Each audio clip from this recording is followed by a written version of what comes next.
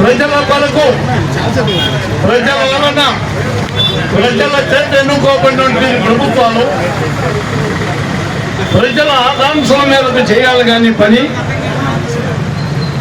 వాళ్ళ ఇష్ట ప్రకారంగా చట్టాలు తయారు చేసి ప్రజల నెత్తి మీద శాపాలుగా మారుతున్నది ఏమాత్రం మంచిది కాదు.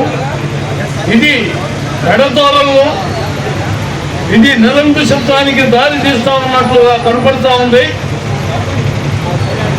చట్టం గురించి అవగాహన లేని రెవెన్యూ ఆఫీసర్లని భూ హక్కు చట్టంలోని హక్కులను నిర్ణయించే అధికారం కట్టబెట్టడం శాసనసభకు తగదు. శాసనసభ అలాంటి చట్టాలను చేయటం కూడా పద్ధతి కాదు. అది ఎంతవరకు అనేదంటే శాసనసభ చేసిన చట్టాలు కరెక్ట్ గా ఉన్నాయా, పారదర్శకంగా ఉన్నాయా లేవా, వాటి అమలు చేసే ఎగ్జిక్యూటివ్ అథారిటీ రాజ్యాంగ బంధులో వ్యవహరిస్తున్నాడా లేదా అనేది న్యాయశాఖ విశ్లేషిస్తుంది. ఆ విశ్లేషణలో నెగ్గితేనే ఆ విషయాలు చెల్లుబాటులోకి వచ్చాయి. రాజ్యాంగం అనేటువంటిది శాసనసభ కార్యనిర్వాహక వర్గం న్యాయశాఖలకు తమ తమ విధులను వాళ్ళ పరిమితులను తెలియజేసింది. అది మర్చిపోయి న్యాయశాఖ నిర్వహించే విధులని కార్యనిర్వాహక శాఖకు శాసనసభ అందజేయటం అనేది ఎంతవరకు సమంజసం? విఘ్నులైన ప్రజలు తెలుసుకోవాలి. న్యాయవాదులుగా మీకు తెలియజేసే బాధ్యత మాది. మీరు గ్రహించాలి. ఈ రోజు మేమేదో డైరెక్ట్ ఉండేది, ఇన్వాల్వ్ అయ్యేది కోర్టు, మాకేదో కేసులు వస్తాయి, మా కేసుల గురించి చేద్దామనేది కాదు. భావితరాల్లో ప్రజలకు ఉన్నటువంటి ఆశకు అనేటువంటి దాన్ని ప్రభుత్వం పాటు వేసి విచక్షణాధికారాలను చాలా తక్కువగా ఎక్సర్సైజ్ చేసేటటువంటి కార్యనిర్వాహక శాఖకు బదిలీ చేయటం అనేది చాలా అసమంజసం. దాన్ని న్యాయవాదులందరూ ముక్త కంఠంతో, ఈ రాష్ట్రంలో 90% న్యాయవాదులు దాన్ని ఖండిస్తున్నారు. ఆ ఖండిస్తున్న విషయాన్ని బేఖాతరు చేస్తూ కమిషనర్, ల్యాండ్ కమిషనర్ వారు ఉత్తర్వులు చేస్తున్నారు. ఏమనంటే న్యాయవాదులు చట్టం చదవలేదు, తప్పుగా చేసి తప్పుగా అర్థం చేసుకుని వాళ్ళు బాయ్కాట్ చేస్తున్న విధులు నిర్వర్తించలేదు. మీరు ప్రజలలో అవగాహన కలిగించడం కోసం పాంప్లెట్లు పంచి ప్రజలను చైతన్యవంతులు చేయండి అని చెప్పి వాళ్ళు చెబుతున్నారు. నేను ఇది ఈ రోజున ఈ విధంగా సవాల్ చేస్తున్న అధికారులకి, yes, if you got competency to say that you got the right of exercising the discretion to analyse the rights of the land, come on and invite our advocates for an open dais. Let us have a discuss.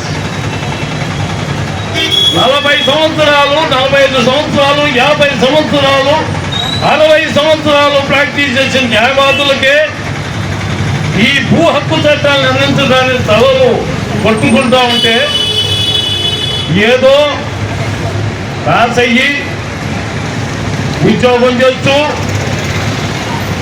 ప్రజల యొక్క జీవితాలతో ఆడేటువంటి revenue అధికారులు వాళ్ళు ఆర్డర్లు ఇవ్వటం అనేది ఎంతవరకు సమంజసము?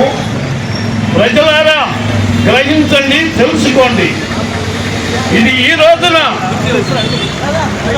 చిన్నగా కనబడవచ్చు, కానీ ఈ జాడ్యం వేలుకి పోయిన తర్వాత దాన్ని తొలగించడం అనేది చాలా కష్టము, చాలా దుర్భరం కూడా. దాన్ని భరించడం కూడా చాలా కష్టం.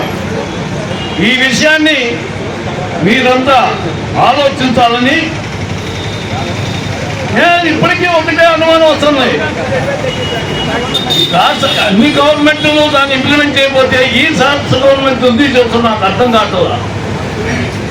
జ్యుడిషియరీ అంటే ఒక జిల్లా కోర్టే కాదు, జిల్లా కోర్టు, హైకోర్టు, సుప్రీంకోర్టు కూడా న్యాయశాఖ కింద వస్తుంది. సివిల్ కోర్టు 10 మందికి తొలగించాడు.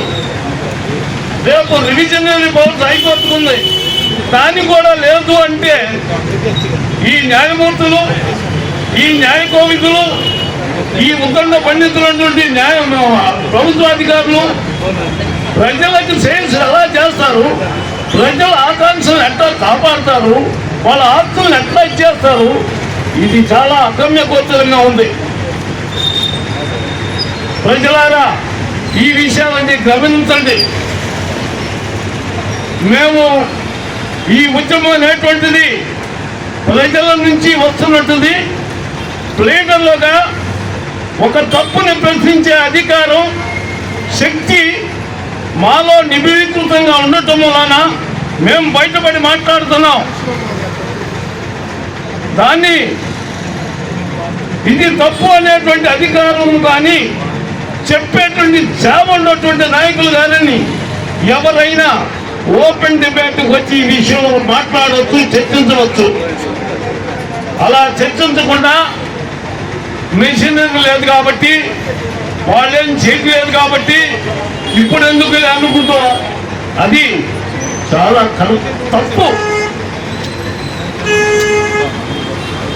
ఇప్పుడు మా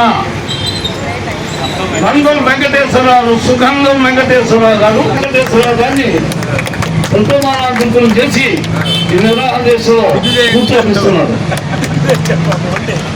ప్రజల నుంచి దూరం చేయడానికి ప్రయత్నాలు చేస్తున్నాయి. కానీ మా గుంటూరు న్యాయవాదులు మోసపోరు, మొక్కని దీక్షతో ఈ ఉద్యమాన్ని ముందుకు తీసుకెళ్తారని ప్రజలకు తెలియజేస్తే వాళ్ళ ధర్మాన్ని తెలియజేస్తున్నారని, ప్రజలు దాంట్లో మమేకమయ్యి మాతో కలిసి ముఖం కలిపి మాతో నడవాలని, మాకు సహకరించాలని కోరుకుంటూ ఈ అవకాశం ఇచ్చినందుకు మా భారత సంస్థ అధ్యక్షుల వారికి సౌకర్యమైన నమస్కారాలు తెలియజేస్తున్నాను.